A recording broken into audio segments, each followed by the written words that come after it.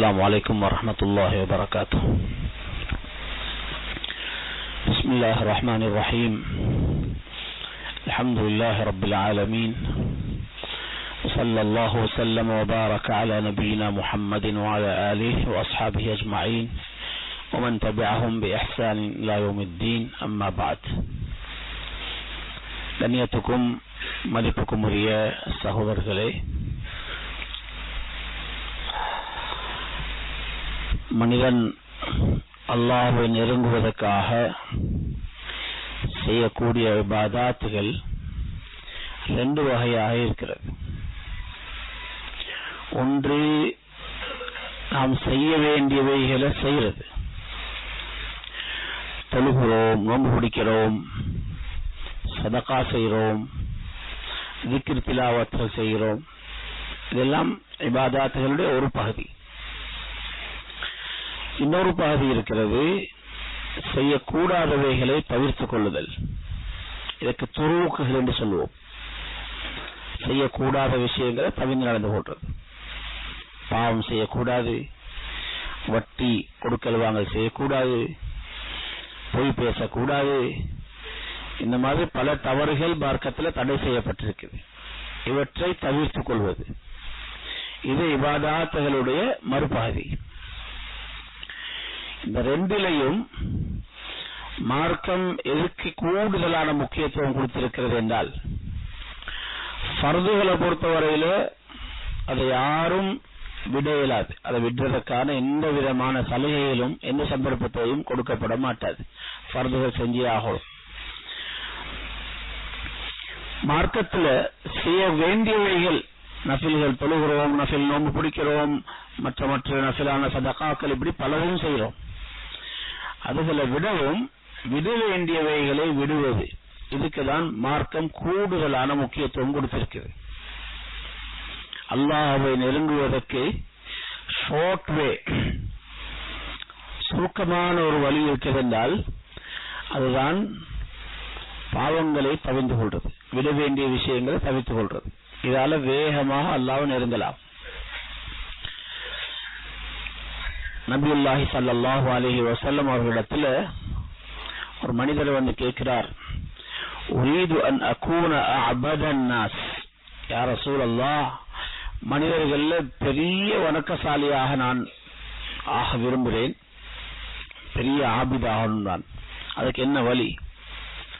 எங்கள்கிட்ட யாராவது இந்த கேள்வியை கேட்டால் நாங்க அவருக்கு சொல்லுவோம், அதிகாலையில எழும்புங்க, தஹஜ்ஜுத் தொழுங்க, பின்னால துஆ கேளுங்க, ஜிக்ர் செய்யுங்க, குர்ஆன் ஓதுங்க, சுபஹுடைய சுன்னத் தொழுங்க. இந்த மாதிரி தான் நாங்கள் அவர்களுக்கு வழிகாட்டுவோம். ஆபிதாகிறதுக்கு, மிகப்பெரிய ஆபிதாகிறதுக்கு சொல்றாங்க, இத்தகில் மஹாரிம் தகுன் அஅபதன் நாஸ், பாவங்களை தவிர்த்துக் கொள்ளுங்கள், நீங்கள் தான் மிகப்பெரிய ஆபிதாக இருப்பீர்கள். வழிகாட்டுறாங்க பாவங்களை தவிர்த்துக் கொள்றதுக்கு. அல்லாஹ்வுடைய வலி, இறைநேசர், அந்த அந்தஸ்துக்கு நாங்கள் விலாயத் என்று சொல்லுவோம். விலாயத்துடைய அந்தஸ்தை பெற்றவர்கள் அல்லாஹ்வுடைய வலியாக, அவுலியாக்களாக ஆகிறார்கள். நாங்க அவுலியாக்கள், வலிமார்கள் என்று சொல்லும் பொழுது நாம நினைக்கிறோம் ஒரு 1000 வருஷங்களுக்கு முன்னால இருந்த ஒரு குரூப்புக்கு பேர் அது, இப்ப எல்லாம் அவர்கள் இல்லை அப்படித்தான் நாம நினைப்போம். ஆனால் அப்படி அல்ல. அல்லாஹ்வுடைய நெருக்கத்தை பெற்ற மனிதர்களுக்கு வலிமார்கள், அவுலியாக்கள் என்று சொல்லுவோம். எல்லா காலங்களிலையும் இருப்பாங்க, எல்லா காலங்களிலையும் இருப்பாங்க. யாரும் அல்லாஹ்வுடைய அந்த நெருக்கத்தை பெறலாம். நுபுவத் என்று சொல்றது அது மனிதர்களுடைய முயற்சியானால பெறக்கூடிய ஒன்றல்ல. எனக்கு நுபுவத் கிடைக்கணும் என்பதற்காக யாராவது நிறைய அமல் செய்து, நிறைய துஆ கேட்டு, முஜாஹதாத்துகள் செஞ்சு அப்படி யாருக்கும் நபியாக இயலாது. ஏன்னா நபுவத்தை தெரிவு செய்யறது இது அல்லாஹு தஆலா தெரிவு செய்வான், அவருடைய இல்மை வைத்து. அல்லாஹு அலமு ஹைஸு யஜஅலு ரிசாலதா, யார நபியாக ரசூலாக ஆக்கணும் என்றதை பற்றி அல்லாஹ் நன்கு அறிந்தவன், தன்னுடைய இல்மை வைத்து அவன் தெரிவு செய்வான். ஆனால் விலாயத்தை பொறுத்தவரையில இது மனிதர்களுடைய அமல்களினால மனிதர்கள் பெறக்கூடிய ஒரு நெருக்கம். இந்த நெருக்கத்தை எப்படி பெறலாம்? அல்லாஹ்வுடைய வலியாக ஆகிறதுக்கு என்ன வழி? குர்ஆன் சொல்லுது அல்லதீன ஆமனூ வ கானூ யத்தகூன். ரெண்டு விஷயங்கள். ஒன்று முஃமினாக இருக்கணும், அடுத்தது பாவங்களை தவிர்த்து நடக்கணும். பாவங்களை தவிர்த்து நடக்கிறதுனால விலாயத்துடைய தரஜாவை மனிதன் அடைவான். அன்பான சகோதரர்களே, எங்களோட வாழ்க்கையில நாங்கள் அல்ஹம்துலில்லாஹ் நிறைய செய்ய வேண்டியவைகளை செய்யறதுக்கு முக்கியத்துவம் கொடுக்கிறோம். தொழுகையா இருக்கலாம், தராவிய தொழுகிறோம், கியாமுல் லைல் தொழுகிறோம், இந்த மாதிரி நிறைய சதகாக்கள் கொடுக்கிறோம், இப்படி பல விஷயங்களை செய்யறோம். அதுக்கு முக்கியத்துவம் கொடுக்கிறது மாதிரி பெரிய முக்கியத்துவம் கொடுக்க வேண்டிய ஒரு விஷயம்தான் பாவங்களை தவிர்த்து கொள்றேனா என்ற விஷயம். அதால பெரிய நன்மைகள் அடையலாம். இப்னு உமர் ரலியல்லாஹு அன்ஹுமா சொல்றாங்க, எனக்கு தெரியும் திர்ஹம் என்பது வெள்ளி நாணயத்துக்கு சொல்லப்படும். இந்த வெள்ளி நாணயத்துடைய ஒரு சின்ன பகுதி, இப்ப ரூபாய சின்ன பகுதிகளாக பிரிச்சா சதம் வர மாதிரி இந்த திர்ஹத்தை பல பகுதிகளாக பிரிக்கும் பொழுது வரக்கூடிய பகுதிக்கு தான் சொல்லுவோம் தானிக் என்று சொல்லி. ஒரு மனிதர் 1,00,000 திர்ஹங்களை அல்லாஹ்வுடைய பாதையில செலவழிக்கிறார். 1,00,000 திர்ஹத்தை அல்லாஹ்வுடைய பாதையில செலவழிக்கிறார். இன்னொருத்தர் ஒரு தானிக் அளவு பாவம் செய்யக்கூடிய ஒரு சந்தர்ப்பம் வரும் பொழுது அந்த பாவத்தை தவித்துக் கொள்றார். சொல்றாங்க லதர்கு தானிக் மிம்மா ஹர்ரம அல்லாஹ் கைரும் மின் 100,000 துன்ஃபகு ஃபீ சபீலில்லாஹ். 1,00,000 திர்ஹங்கள் அல்லாஹ்வுடைய பாதையில செலவழிக்கிறதை விடவும் ஒரு தானிக் அளவு பாவங்களை தவிந்து கொள்றது சிறந்தது. ஒரு தானிக் அளவு பாவம் இன்னொரு பாவத்தை விடுறார். ஜமக்ஷரி ரஹ்மத்துல்லாஹி அலைஹி சொல்றாங்க லதர்கு தர்ரத்தின் மிம்மா நஹல்லாஹு அன்ஹு கைரும் மின் இபாதத்தி ஸகலைன். பாவங்கள் இருந்து ஒரு அனுப்புறமான அளவு பாவத்தை செய்யாமல் விடுவது மனிதர்களும் ஜின்களும் சேர்ந்து செய்யக்கூடிய அவ்வளவு அமல்களை விடவும் சிறந்தது. எவ்வளவு முக்கியத்துவம் பாருங்க பாவங்களை தவிர்க்கிறதுக்கு. சில மனிதர்கள் இருப்பாங்க, நிறைய அமல்கள்ல பக்குவம் உள்ளவங்க, நிறைய அமல்கள்ல பக்குவம் இருக்குமா அவங்கள்ட்ட, தொழக்கூடியவங்களாக இருப்பாங்க, நிறைய zikr திலாவத் எல்லாமே இருக்கும். ஆனா பாவம் செய்யக்கூடிய சந்தர்ப்பம் வரும் பொழுது இன்தஹகுஹா, பாவங்கள் செய்யறதுக்கு சந்தர்ப்பம் வருதா உடனே அதை செஞ்சிருவாங்க, அங்க தவிர்த்து கொள்ள மாட்டாங்க. அல்லாஹ் தஆலா ஆதம் அலைஹிஸ்ஸலாம் அவர்களை களிமண்ணால படைச்சான். மனிதன் படைக்கப்பட்டதால மின் ஹமஇன் மஸ்னூன் மின் தீன், களிமண்ணால அல்லாஹ் தஆலா ஆதம் அலைஹிஸ்ஸலாமுடைய உடலை செஞ்சான், படைச்சான். படைத்து உடனே ரூஹ கொடுக்கல, கொஞ்ச காலம் அப்படியே நிலத்துல போட்டு வச்சிருந்தான். فجعل ابليس يطيف به. நபி ஸல்லல்லாஹு அலைஹி வஸல்லம் சொன்னார்கள், அந்த நாட்கள்ல இப்லீஸ் ஆதமுடைய உடலை சுற்றி சுற்றி வந்தான், ஒரு பெரிய ஆய்வு செய்தான். இது என்ன, எப்படி படைக்கப்பட்டிருக்குது, இது எப்படிப்பட்ட ஒரு தன்மைகளை கொண்டதாக இருக்கும் என்பதெல்லாம் பார்க்கிறதுக்காக அவன் சுத்தி சுத்தி சுத்தி வந்து பார்க்கிறான். பார்த்துட்டு அவனுடைய அறிவை பாருங்க. நபி ஸல்லல்லாஹு அலைஹி வஸல்லம் சொன்னாங்க, ஃபலம்மா ரஆஹு அஜ்வஃப. இப்லீஸ் பார்க்கிறான், இந்த ஆதமுடைய உடல்ல நிறைய பொத்தல்கள் இருக்குது, கண், மூக்கு, காது, வாய், முன்பின் துவாரம் எல்லாம் பொத்தல்கள். நிறைய ஜவுஃப்கள், நிறைய பொத்தல்கள் இருக்கிறத பார்த்ததும் ஆரஃப அன்னஹு خلق خلقا لا يتمالك. அவன் புரிந்து கொண்டான், இந்த படைப்பு தன்னை கட்டுப்படுத்திக் கொள்ள முடியாத ஒரு படைப்பாக தான் படைக்கப்பட்டிருக்கிறது. இச்சைகளின் பொழுது, ஆசைகளின் பொழுது, கோபம் வரும் பொழுது இந்த படைப்பு தன்னை கட்டுப்படுத்திக் கொள்ள மாட்டாது என்ற விஷயத்தை அவன் புரிந்து கொண்டான். அவன் எப்படி இறங்கினான், அது ஒரு ஆச்சரியம். ஏன் இது எங்களுக்கு சொல்லப்பட்டிருக்கிறது? இது எங்களுக்கு மறைவில் நடந்த ஒரு செய்தி, எங்கட கண்ணுக்கு முன்னால் நடந்த ஒன்றல்ல, எங்கட மறைவில் நடந்த ஒரு செய்தி. ஏன் இது எங்களுக்கு சொல்லப்பட்டிருக்கிறது என்றால், ஷைத்தான் மனிதர்கள்ட்ட வரக்கூடிய ஆகப்பெரிய வழி, மனிதர்களை வழிகெடுக்கிறதுக்காக ஷைத்தான் வரக்கூடிய ஆகப்பெரிய வழி இந்த வழிதான். ஒரு மனிதன் இடத்துல தன்னை கட்டுப்படுத்திக் கொள்ளக்கூடிய அந்த குவத், அந்த சக்தி இல்லைன்றதை விளங்கினால் அவனு வழிகெடுக்கிறதுக்கு வேறு வேறு வழிகள் அவன் முயற்சி செய்ய தேவையே இல்லை. அவன் அந்த வழியில் தான் வருவான். அவனுக்கு தெரியும் இந்த ஆளுக்கு இதை காட்டினால் இவர் தன்னை கட்டுப்படுத்திக் கொள்ள மாட்டார், இவர் எந்த விஷயத்திலும் அடிமைப்பட்டிருக்கிறார் அவனுக்கு தெரியும். அந்த வழியில ஷைத்தான் லேசாக வழி எடுத்து இரவு தொழுகையில் வைப்பார், இரவாக அவர் பெரிய விவாதத்தில் இருப்பார்.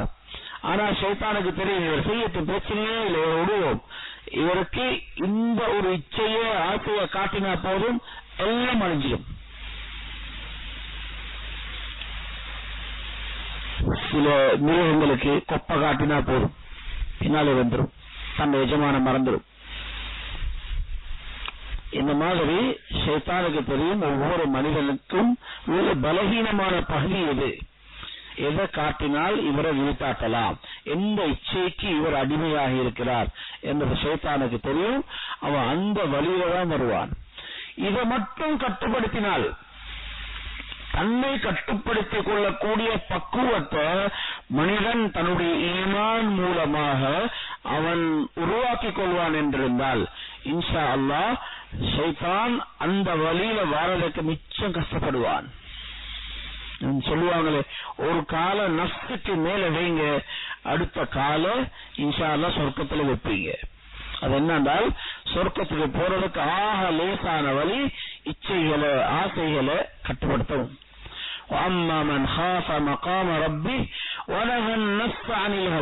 எப்படி கட்டுப்படுத்தவும் என்பதை குர்ஆன் எங்களுக்கு சொல்லித் தருது. எப்படி அந்த கட்டுப்பாட்டை உருவாக்கிக் கொள்ளலாம். எப்பொழுதெல்லாம் பாவங்கள் செய்கிற சந்தர்ப்பங்கள் எண்ணங்கள் வருவதோ அப்ப யோசிக்கணும், நான் செஞ்சிடலாம், ஆனால் அல்லாஹ்வுக்கு முன்னால யௌம யகூமுன் நாஸு லிரப்பில் ஆலமீன், அல்லாஹ்வுக்கு முன்னால மனிதர்கள் எல்லாரும் நிறுத்தப்படுவாங்க. அங்கு நின்று அவனுக்கு முன்னால நான் விசாரிக்கப்படும் பொழுது நான் எப்படி பதில் சொல்வேன்? ஒரு புள்ள தவறு செய்யும் பொழுது யோசிக்கிறது, நாளைக்கு என் வாப்பாவை கொண்டு வந்து முன்னால விசாரித்தா நான் எனக்கு எவ்வளவு அசிங்கமாக இருக்கும், என் தாய் தாப்பனுக்கு முன்னால் இது தெரிய வந்துட்டா இது எவ்வளவு பெரிய அசிங்கமாக இருக்கும், எனக்கு என்னுடைய நண்பர்களுக்கு முன்னால் இது வந்தால் எனக்கு எவ்வளவு கேவலமாக இருக்கும் என்றதை நினைச்சு மனிதன் தவிந்து கொள்றான்.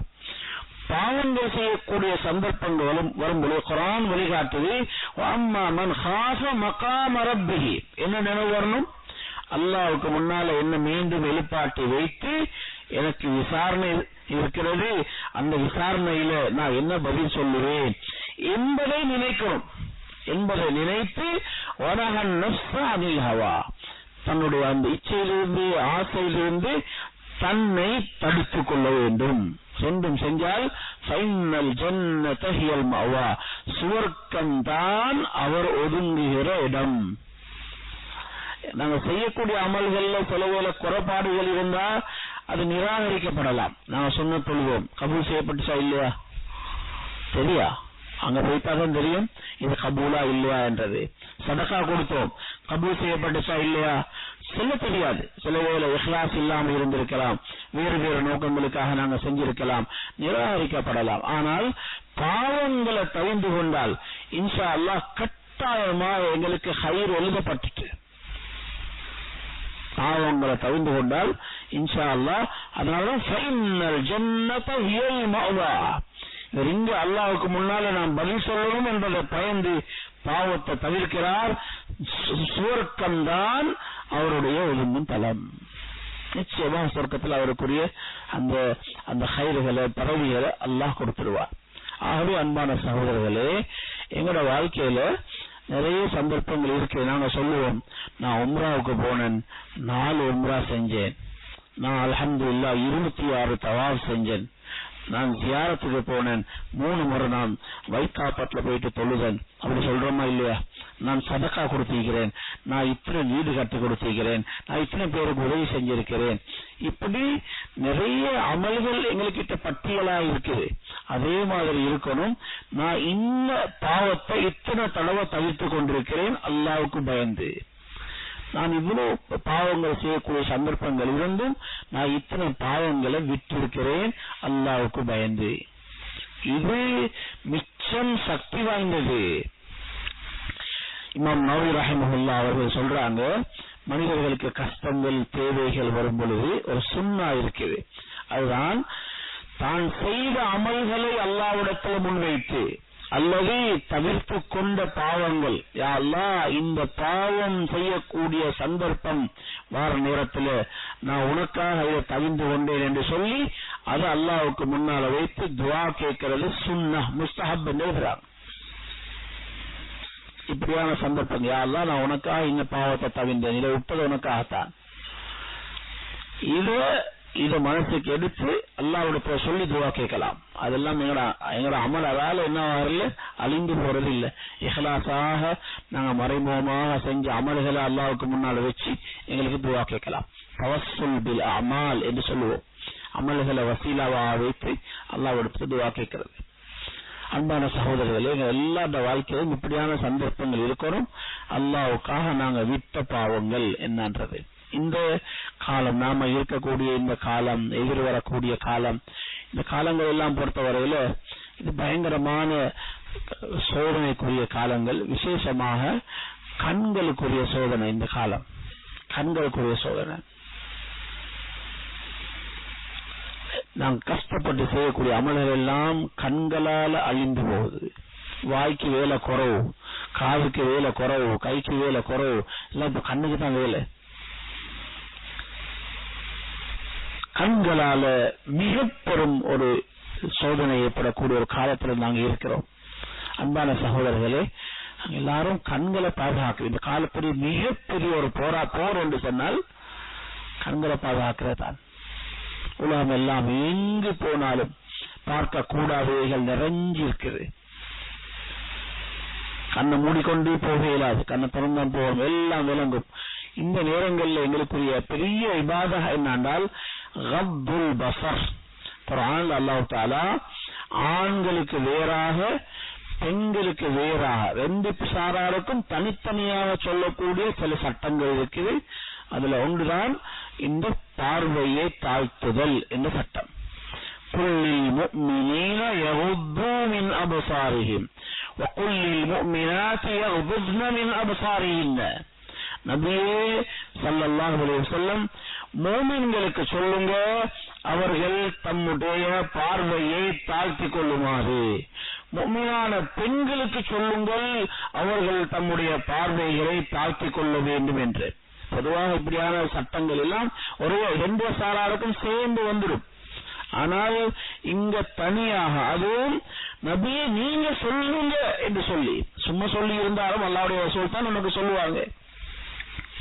ஆனால் நபியே நீங்க சொல்லுங்கள் என்று சொல்லி அல்லாஹ் தஆலா அவ்வளவு முக்கியத்துவம் கொடுத்து அவ்வளவு வலியுறுத்தி சொல்லக்கூடிய ஒன்றுதான் பார்வையை தாழ்த்துதல் என்று சொல்றது.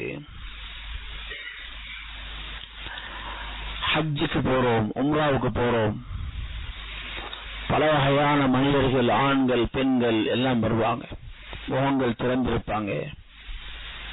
அந்த இடங்கள்ல மனிதர்கள் செய்ய வேண்டிய முக்கியமான ஒரு பேணுதல் தான் பார்வையை தாழ்த்துறது.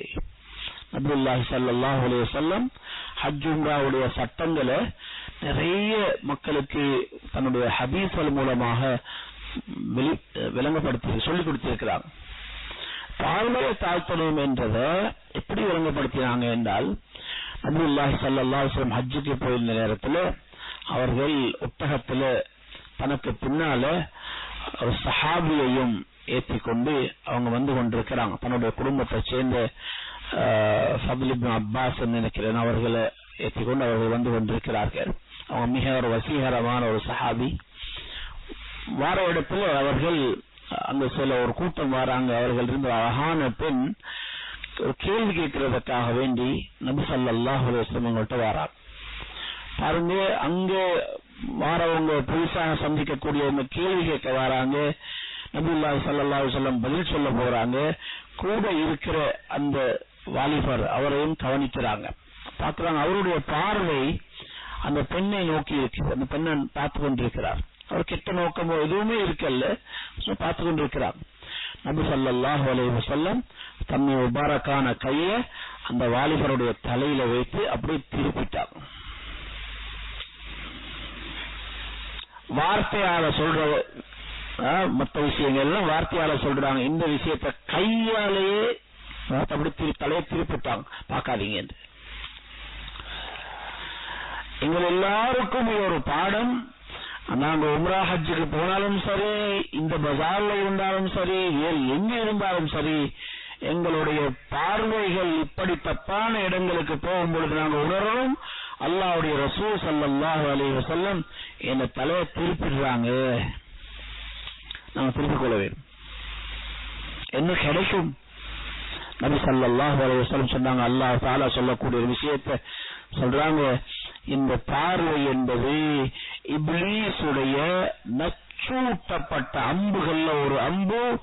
மன் தரகஹு மகாஃபதி, ஒரு கெட்ட விஷயத்தை பார்க்கிறதற்கான சந்தர்ப்பம் வரும் பொழுது எனக்கு பயந்து நான் கேட்பேன், நான் நாளைக்கு குற்றம் பிடிப்பேன், நான் விசாரிப்பேன் என்று சொல்லி அல்லாஹ் தஆலா சொல்றான்.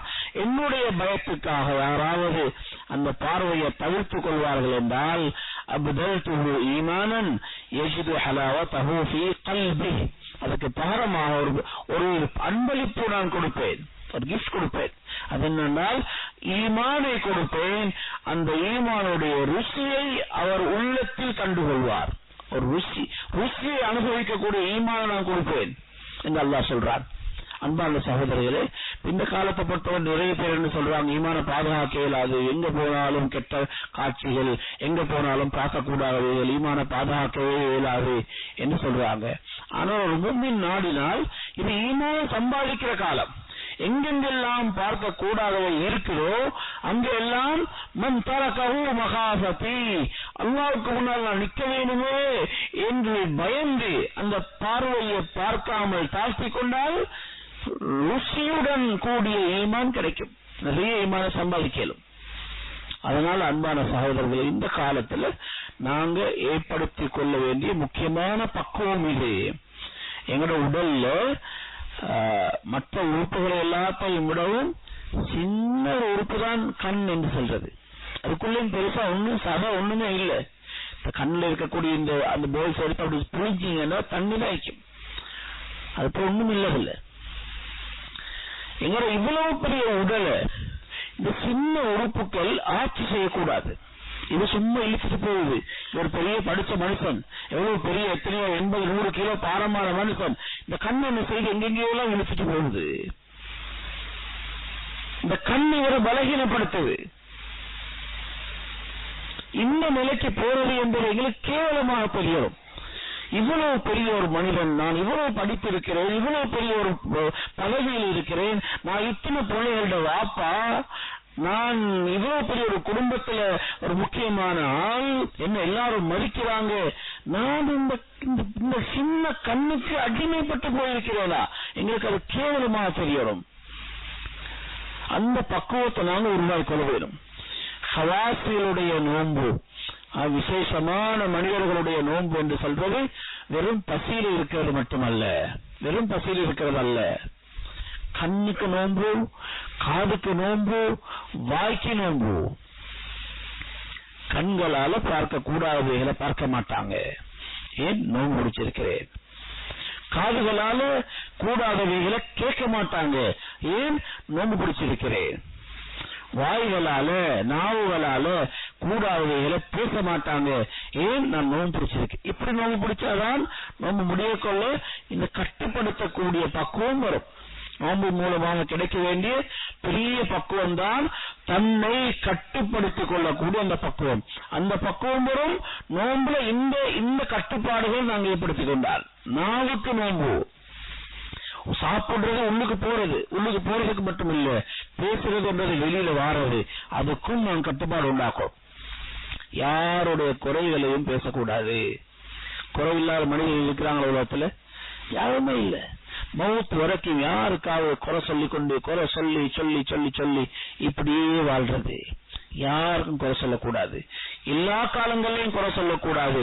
அந்த பக்குவத்தை உருவாக்கணும் இந்த ரமதானுடைய காலத்துல. ரமதானுடைய காலத்திலே, இந்த ரமதானுடைய காலம், இந்த நோன்பு காலத்திலே இபாதத்துகள் மனிதர்களுடைய உள்ளங்களை மிருதுவாக்கும். அமல்களை உருவாக்கி கொள்றது லேசி, பக்குவங்களை உருவாக்கி கொள்றது லேசி. அன்பான சகோதரர், நாங்க எல்லாரும் கொஞ்சம் ஒரு முயற்சி ஒன்று செய்யணும். நான் கண்ணை பாதுகாக்கணும், வாயை பாதுகாக்கணும், காதை யா அல்லாஹ் உனக்காக நான் இதை பார்க்க மாட்டேன், உனக்காக நான் இதை பார்க்க மாட்டேன், யா அல்லாஹ் தௌபா நீ என்ன மன்னிக்கணும். உடனே எங்கேயாவது கண்டுபட்டுட்டு ஒரு பார்க்க கூடாது பார்த்துட்டோம், உடனே ரப்பி இன்னி ظلمت نفسي فاغفر لي, யா அல்லாஹ் எனக்கு நான் அநியாயம் செய்து கொண்டு என்ன பாவத்தை நீ மன்னிச்சுது. தௌபா செய்யணும், திரும்ப திரும்ப தௌபா செய்யணும். யா அல்லாஹ் ஒவ்வொரு நாளும் துஆ கேட்கணும், யா அல்லாஹ் இன்றைக்கு என்ன கண்ணை பாதுகாக்கிறதுக்கு நீ உதவி செய்.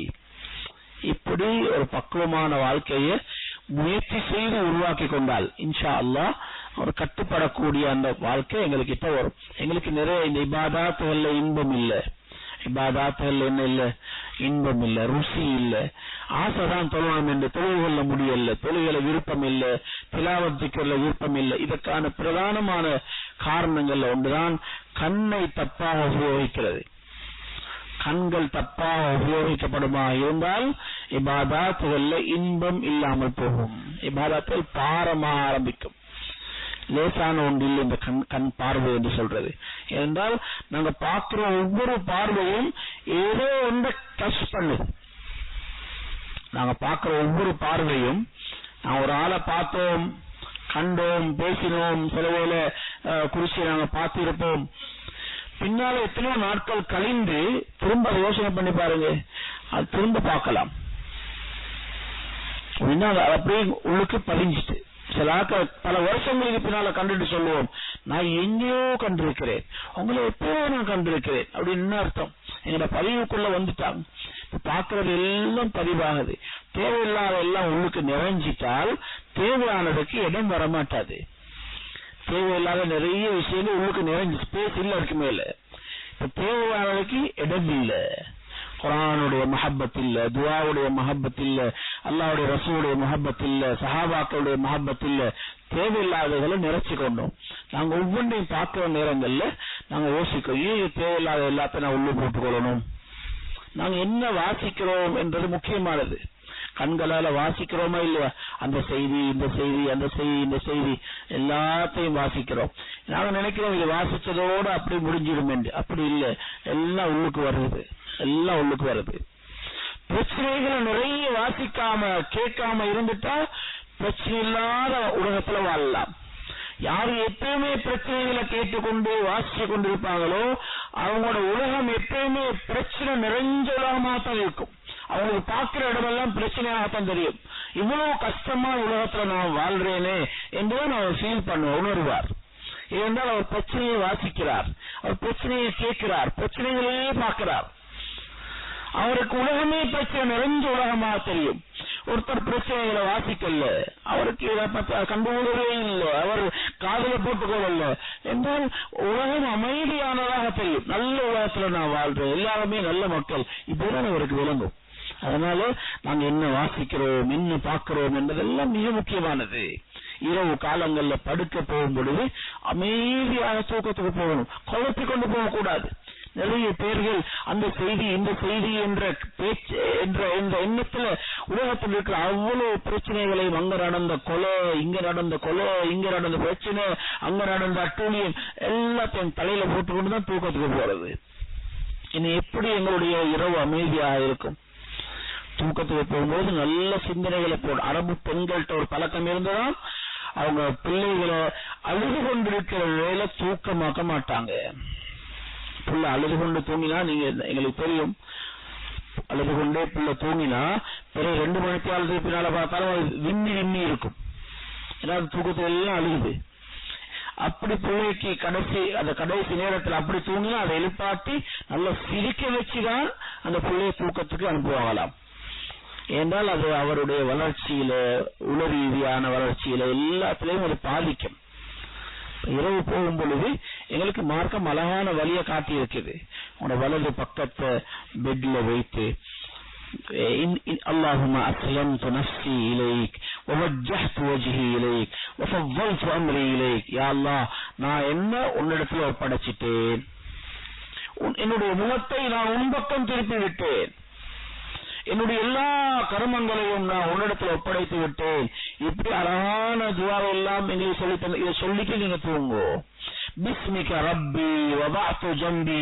யா அல்லாஹ், உன்னுடைய பேரை சொல்லி என்னுடைய உடலை நான் படுக்கையில் வைத்திருக்கிறேன். வபிக அர்ஃபஉஹு, உன்னுடைய உதவியை கொண்டுதான் நான் இதை திரும்ப தூக்கலாம். இன்னும் சக்த நஃப்ஸி ஃபர்ஹமா, என்னுடைய உயிர் உன்னிடத்துல வரப்போகிறது, அதை நீ உன்னிடத்திலேயே வச்சு கொண்டால் அதற்கு நீ இரக்கம் காட்டு, அன்பு காட்டு, ரஹ்மத் செய். நான் மௌத்தாகிட்டு இருந்தால் திரும்பவும் அந்த உயிரை நீ எனக்கு அனுப்பினால் சாலிஹான அடியார்களை நீ எப்படி பாதுகாப்பாயோ அதை கொண்டு பாதுகாப்பாயாக என்று அல்லாஹ்விடத்தில் ஒப்படைச்சிட்டு தூக்கத்துக்கு போறோம். சுப்ஹானல்லாஹ் சுப்ஹானல்லாஹ் சுப்ஹானல்லாஹ் 33 தடவை, அல்ஹம்துலில்லாஹ் 33 தடவை, அல்லாஹு அக்பர் 34 தடவை. இந்த ஜிக்ர நபியுல்லாஹி ஸல்லல்லாஹு அலைஹி வஸல்லம் தன்னுடைய மகளுக்கு மர்மானுக்கு சொல்லிக் கொடுக்கிறாங்க. ஒரு நாளும் தூங்குறதுக்கு முன்னால இதை விட்டுடவானம். கொஞ்ச நேரம் தான், ஆனால் இதால எங்கட அந்த இரவு முழுக்க எங்களோட உடலாக இருக்கலாம், உள்ளமாக இருக்கலாம், அமைதியாக காமாக இருக்கும். காலையில் எழும்பினா என்ன துஆ ஓதணும்? முதலாவது அல்ஹம்துலில்லாஹில்லதி அஹ்யானா பஅதமா அமாதனா வ இலைஹின் நுஷூர். எங்களை மௌத்தாக்கினதுக்கு பின்னால ஹயாத்தாக்கின அல்லாஹ்வுக்கே எல்லா புகழும். இதே மாதிரி ஒரு நாள் அவன் பக்கம்தான் நாங்க மீண்டும் எழுப்பாட்டப்படுவோம்.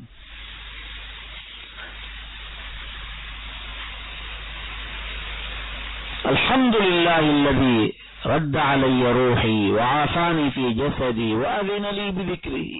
என்னுடைய ரூஹ திருப்பி தந்த அல்லாஹ்வுக்கே எல்லா புகழும். என்னுடைய உடல் ஆரோக்கியத்தோடு எழும்ப வைத்த அல்லாஹ்வுக்கே எல்லா புகழும். அவனை நினைப்பதற்கு தௌஃபீக் செய்த அல்லாஹ்வுக்கே எல்லா புகழும். இந்த வார்த்தைகளோடு எவ்வளவு அழகான முறை காட்டப்பட்டிருக்குது.